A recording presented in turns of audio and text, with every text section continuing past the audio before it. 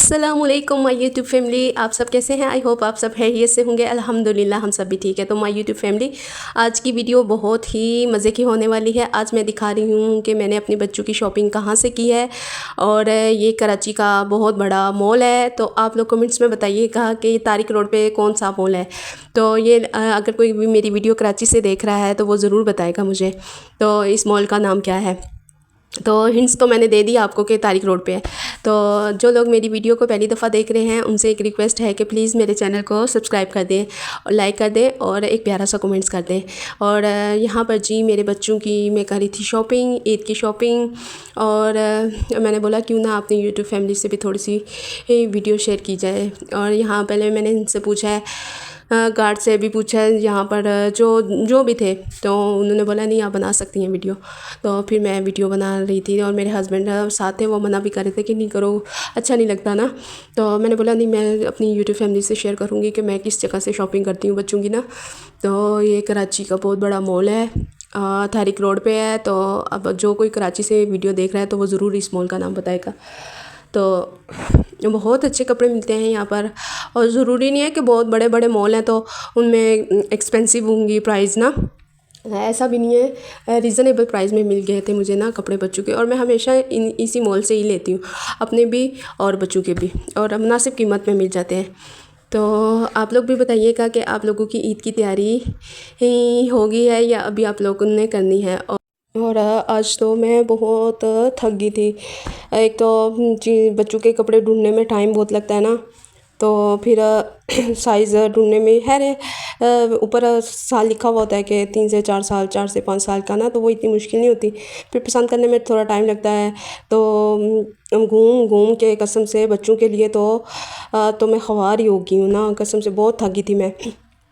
और आप लोग भी बताइएगा कि आप लोगों की ईद की तैयारी होगी है कि नहीं ना। बकरा ईद है, बकरा ईद पे तो बच्चों की ज़्यादा, बच्चे ही खुश होते हैं कि ईद है ईद है। बड़ों की तो बस हंडियाँ पकाने में ही निकल जाती है ईद सारी। तो यहाँ पर जी मैं ईद की शॉपिंग करके आ रही थी वापस। तो मैंने बोला क्यों ना आपको दिखाऊं कि मैंने कौन से कपड़े लिए हैं बच्चों के। अच्छा, तो यहाँ पर ना मेरी और मेरे हस्बैंड की हमेशा बहस होती है। उनके बच्चों का ना, बच्चों की ना प्लेन मतलब कुछ लिखा हुआ हो ना, ऐसी टी शर्टें पसंद है। तो और मुझे ना लाइनों वाली अच्छी लगती हैं।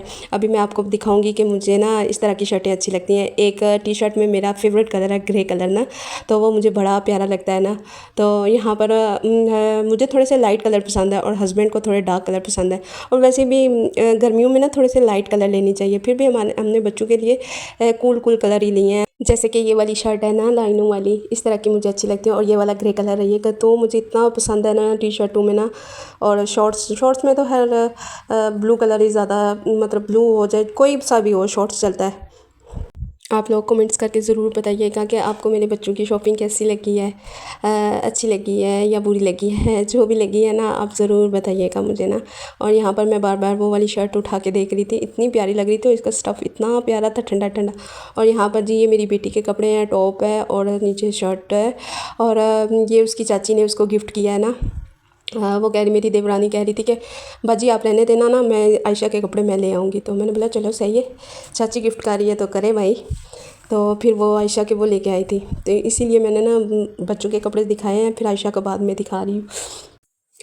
आप यकीन नहीं करोगे कि मैं दिन के 4 बजे निकली थी, तो फिर मुझे रात को 8 9 साढ़े 8 बजे के करीब हम वापस आए थे। शॉपिंग तो कर ली, फिर उसके बाद मैं चली गई ग्रॉसरी लेने हस्बैंड के साथ। फिर हम वो लेने गए, फिर वो लेकर आए। तो आज तो मैं बहुत थक गई थी ना। फिर मैंने अपने हस्बैंड को बोला भाई अब तो एक तो गैस का भी जाने का टाइम है और दूसरा मैं बहुत थक गई हूँ ना, तो प्लीज़ आप खाना आज बाहर से मंगवा दो क्योंकि मुझसे तो नहीं बनेगा अब ना। तो हालांकि हांडी में बना के गई थी ना, टमाटर वाली चिकन बना के गई थी। आप टमाटर, हम तो पंजाब में तो हम सारे कहते हैं टमाटर वाली चिकन, और कराची वाले कहते हैं उसे पेशावरी चिकन। तो वो मैं बना कर की थी, वो मेरे हस्बैंड की फ़ेवरेट है। तो मैंने बोला था कि आते हुए रोटियां ले आऊँगी तो फिर ना हम खा लेंगे, लेकिन मैंने बोला नहीं, आज आप ऐसा करो कि आज आप ना हमें बाहर से कुछ खिला दो। तो कह रहे थे चलो सही है। यहाँ पर मैं दिखा रही थी आपको ग्रोसरी। एक तो ईद भी थी, ईद के लिए भी कुछ चीज़ें लेनी थी, दूसरा फिर महीना भी ख़त्म हो रहा था तो, और सारा राशन भी ख़त्म हुआ पड़ा था, तो ये भी लेनी थी। तो चलो ईद भी हो जाएगी और वैसे भी हमने लेनी थी। सारा सौदा ख़त्म हुआ हुआ था। और महीने के एंड तो इतना मुश्किल होता है कसम से, 20 के बाद तो हमारी बात सुई हुई होती है। बहुत महंगाई है और उसके बाद मैनेज करना बहुत मुश्किल हो जाता है। तो यहाँ पर फिर मैं लगा रही थी बेटी को मेहंदी। वो कह रही थी कि मम्मा आप मुझे लगा दो, थोड़ी सी ही लगा दो, हल्की हल्की सी लगा दो। फिर मैं बोला चलो सही है, जितनी मुझे आती है मैं तुम्हें लगा देती हूँ। तो क्योंकि इसकी फ्रेंड सारी ना मेहंदी लगा के आई हुई थी, तो कह रही थी आंटी अभी तक आपने आयशा को नहीं लगाई। तो मैंने बोला नहीं मैं अभी थोड़ी देर तक इसको लगाऊंगी। तो फिर मैंने बोला बुरी बात है, सारी बच्चियों ने लगाई हुई है, तो फिर मैंने इसको भी लगाई है। आप लोग बताइएगा कि मैंने मेहंदी कैसी लगाई है। अच्छा, तो आज का तो सारा दिन मेरा ना घूमने में ही निकल गया है। पहले शॉपिंग करने गई हूँ, फिर ग्रोसरी लेने गई हूँ। तो पहले तो मैं निकलती नहीं हूँ, आप यकीन करोगे कि मैं ना छोटी ईद पे ना मैं गई थी अपनी नंद के घर। फिर उसके बाद मैं कहीं भी नहीं गई और फिर मैं आज बाहर निकली हूँ। और आज फिर मैंने 2.5 महीने की कसर पूरी की है। पूरा दिन ही घूमने में ही निकल गया मेरा। तो आप लोग बताइएगा कि आज की मेरी रूटीन आपको कैसी लगी है, आज का व्लॉग आपको मेरा कैसा लगा है, अच्छा है कि बुरा है, ज़रूर बताइएगा।